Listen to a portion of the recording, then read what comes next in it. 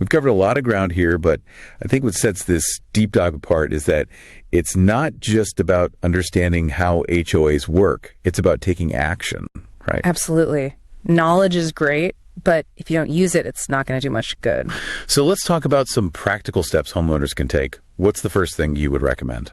Well, first and foremost, get to know your HOA's governing documents. Really dive into them. You mean like more than just skimming them to see if I can have a dog or what color I can paint my fence? Yeah, those documents are like the rule book for your community. They outline everything from how the board is structured to how finances are handled. And of course, they also cover all those everyday rules and regulations. Okay, so understanding those documents is about more than just knowing what you can and can't do on your property.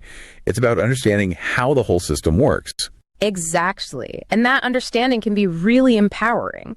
It allows you to hold the HOA board accountable, advocate for changes, and even participate in shaping the future of your community. All right, so step one, get to know those governing documents. What's next? Get involved. Go to the HOA meetings. I know they're not always the most exciting thing, but they're your chance to hear what the board is working on, ask questions, voice your concerns. It's about showing up and making your voice heard. Exactly. And it's also a great opportunity to meet your neighbors, build relationships, and really foster that sense of community. Turn it from a chore into a social event almost.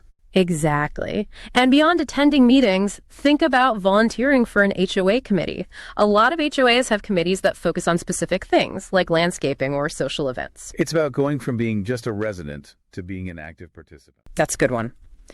I'm picturing a place where people know each other, look out for each other.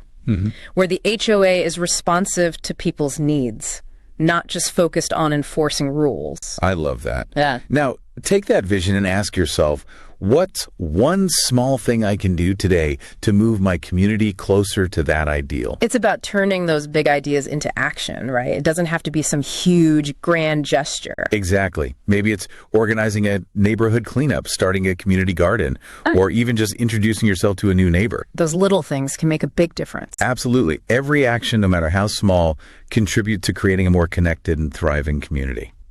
Welcome back to the Deep Dive.